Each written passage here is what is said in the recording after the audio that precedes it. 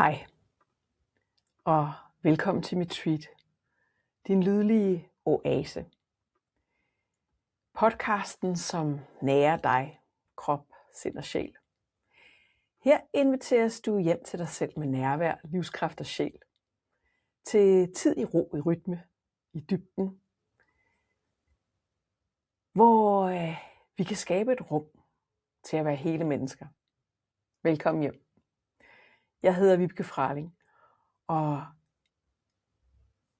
jeg er din livsglæde alkymist. Denne podcast handler om skabelsesfortællingen i Daoismen.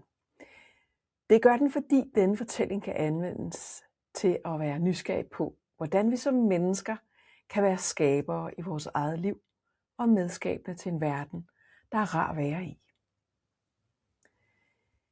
Den daoistiske kosmologi beskriver, hvordan verden opstår af et oprindeligt tomrum, kaldet Wuji, hvorfra alt formes gennem bevægelsen mellem yin og yang. Ud af denne dynamik opstår energi, form, natur og menneske. Alle ting, som også kaldes de 10.000 ting. I den mytiske fortælling om Pangu, urmennesket, bliver denne kosmologi gjort kropslig og sanselig. Pangu står mellem himmel og jord og skaber struktur, adskillelse og balance. Og da hans arbejde er fuldført, bliver hans krop til verden. Og fortællingen er ikke sådan en naturvidenskabelig forklaring, men et billedsprog for, hvordan form opstår af kaos, og hvordan mennesket selv er en del af denne kosmiske orden. Jeg bruger den daoistiske kosmologi og skabelsesfortællingen om Pangu, fordi den giver os en kropslig forståelse af helhed, balance og forbundethed. Det er ikke en historie, vi blot skal høre. Det er en erfaring, vi kan mærke i kroppen. At stå mellem himmel og jord. At finde midten i os selv. At lade indre kaos falde til ro og blive til form. Og når vi arbejder med fortælling, bevægelse og opmærksomhed samtidig, så skabes en oplevelse, som kan føre til indsigt og forandring. Det er den sande transformation og transmutation af energi og liv. Det er æstetisk læring. Vi forstår nemlig ikke kun med hovedet. Vi forstår med hele os. Denne fortælling er for dig, der er nysgerrig på sammenhængen mellem krop, bevidsthed og livsenergi. For dig, der længes efter mere ro, retning og forankring, uden at det skal være kompliceret eller abstrakt. Og for det indre barn og de barnlige sjæle i os alle. Den del, der forstår gennem billeder, bevægelse, sansning og oplevelse. Du behøver ingen forkundskaber, kun villigheden til at lytte, mærke og være med i fortællingen. Så her er din invitation til mit treat moment. En invitation til at træde ind i stilheden og tomheden i dag. Lad os trække vejret helt bevidst og benytte den her enkle vej ind i nuet. En vej ind til at finde ro i sindet og fred i kroppen, så vi kan høre sjælens hvisken i hjertet. Og så får du min version af fortællingen om Pangu og dermed den daoistiske skabelse. Så gør dig selv det behageligt, så du kan lytte. Træk vejret godt ind i hele kroppen. Sæt dig, læg dig eller stil dig, så du kan slappe af og mærke, hvordan tyngdekraften holder dig. Hvordan du kan slappe af og hvile ned i oplevelsen af, at moder jord og tyngdekraften bærer dig, støtter dig. Og som du trækker vejret, begynd at tillade en lethed indeni, som gør, at du kan dykke ind i oplevelsen af den her fortælling. Så brug din fantasi og forestil dig en tid, hvor der endnu ikke fandtes himmel og jord. Ingen farver, ingen former, intet oppe, intet nede. Kun et stort blødt rum, som et æg, fyldt med tåge. Alt var der som potentiale, men intet var endnu blevet til noget. Her var stilhed. Her var mulighed. Og inde i dette kosmiske æg sov et urvæsen. Hans navn var Pangy. Han sov længe. Og mens han sov, voksede han. Ikke bare i størrelse, men i indre styrke. Han vidste det ikke endnu. Men i hans hjerte lå en opgave. At give verden form. En dag vågnede Pangy. Han åbnede sine øjne. Men omkring ham var intet at se. Kun tæt, mørk tåge. Ikke farligt. Bare alt omsluttende. Pangy blinkede 1 gang. 2 gange. Og i det øjeblik begyndte noget at ske. For i blikket opstod bevidsthed. I blinket opstod retning. I blinket blev det muligt at skelne. Og noget i ham sagde, der må være plads. Der må være rum til liv. Pangy løftede sine arme. Satte sine fødder ned. Samlede sin kraft. Og med et dybt åndedrag skubbede han med hænderne op og fødderne ned. Således, at det, der var let, steg op. Det, der var tungt, sank ned. Det klare blev til himlen. Det tætte blev til jorden. Og Pangy stod midt imellem. Han mærkede jorden under sine fødder.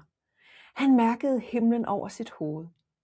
Og hans blik hvilede lige der i midten. Dag for dag voksede han. For hver dag skubbede han himlen en smule op, som han strakte sig. Og for hver gang, så blev jorden klemt sammen, og han stod mere fast. Han var ikke blot stærk i kroppen. Han var vågen i sit blik. Han så. Han skelnede. Han holdt verden adskilt. Ikke med vold, men med opmærksomhed. Efter lang tid var himlen og jorden stabile. Der var plads. Der var form. Pangy vidste, at hans opgave var fuldført. Han satte sig og så og blinkede igen. Denne gang var det ikke for at skelne. Denne gang var det for at give.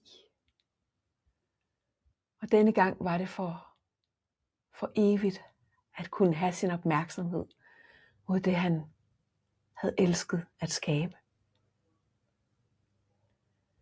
Han blinkede med sit venstre øje, og det steg op og blev til solen på himlen. Med sin lys, varme og bevægelse, således at solen oplyste himlen, alt det lyse, og var yang. Han blinkede igen med sit højre øje. Det steg op og blev til månen. Månen, som oplyser natten. Månen, som repræsenterer yin, den feminine visdom. Og ro, rytme og stilhed. Med sit blik gav han verden dens første lys. Med sine øjne gav han tiden dens puls, dag og nat. Og da han derefter gav slip på sin krop og åndede ud, blev han et med alt, hvad der var. Hans åndedræt blev til vind og skyer. Hans stemme blev til torden. Hans blod blev til floder. Hans knogler blev til bjerge. Hans hud blev til jord og muld. Hans hår blev til skove og stjerner. Pangy forsvandt ikke. Han blev til verden. Og nu Nu er du her. Måske med fødderne på jorden lige nu. Og i hvert fald når du står med fødderne på jorden. Og med himlen over dit hoved. Og med et hjerte midt imellem. Ligesom Pangy. Og når du står stille der, midt imellem himmel og jord,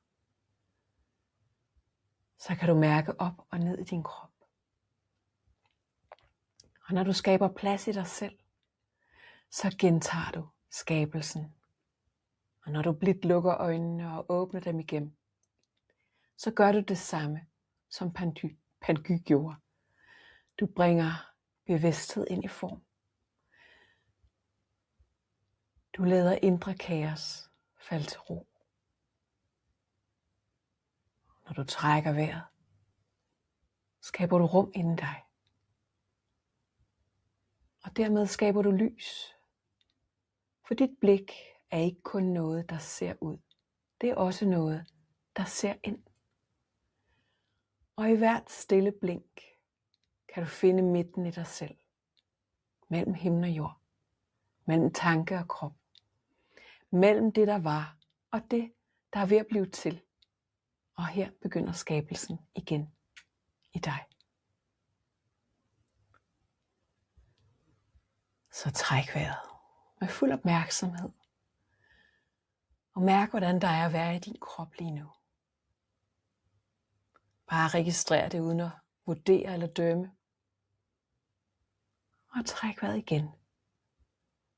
Flyt opmærksomheden ind i dit centrum, ind i dit bryst. Ind til dit hjertecenter. Og hvis din sjæls stemme i hjertet har noget at sige lige nu, hvad vil den så fortælle dig kunne være din første skabelse i dag? Stol på din første indskydelse. Du behøver ikke at gøre andet end at lytte. Det, at du lytter, er nok lige nu. Det, at du hører, vil være som et frø, du lægger i jorden. Frøet må have tid og næring for at spire, vokse og folde sig ud. Så træk nu vejret igen og gør dig klar til at lytte og høre igen. Hvad fortæller din sjæl i hjertet dig, at du har brug for at skabe i dag? Måske et åndehul. Måske et øjebliks nærvær med en, du holder af. Måske plads til nydelse. Måske tid til at være kreativ. Måske at lytte til en sang og synge højt med. Bare lyt til din sjæls stemme i hjertet. Træk vejret igen.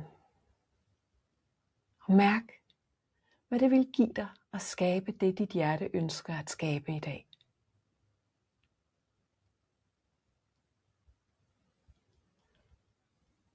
Træk vejret igen og spørg dig selv, hvad er det mindste, jeg kan gøre i dag for at skabe det, mit hjertes stemme ønsker at skabe?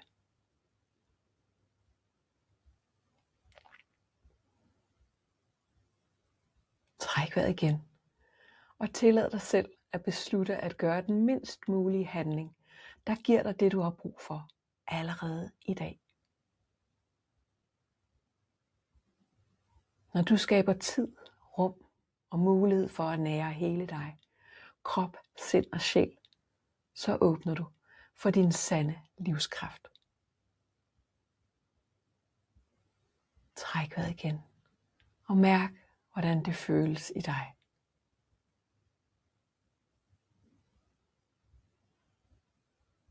Træk vejret bevidst endnu en gang og vend derpå opmærksomheden udad igen.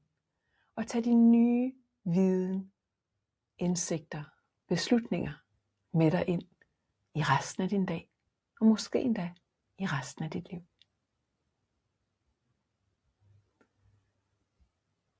Vend opmærksomheden udad igen, og kom til dagsbevidsthed igen. Hvis du er blevet mere nysgerrig på daoisme, så linker jeg til artikler på min hjemmeside. Og hvis du bliver nysgerrig på Qigong, så linker jeg til tilmelding til mit nyhedsbrev og til mine 7 dages Qigong-praksis, som koster 0 kroner at deltage i. Og hvis du får lyst til at gøre Qigong med mig fast, så linker jeg også til tilmelding til den medlemsklub, jeg har, der hedder Web Qigong. Jeg linker også, så du kan læse mere om podcasten og andre spændende ting. For nu vil jeg bare sige tusind tak, fordi du lyttede med. Og ønske for dig, at din dag må være fyldt med smilende og nærende qi, samt din sjæls inspirerende hvisken. Det fortjener du. Tusind tak for nu.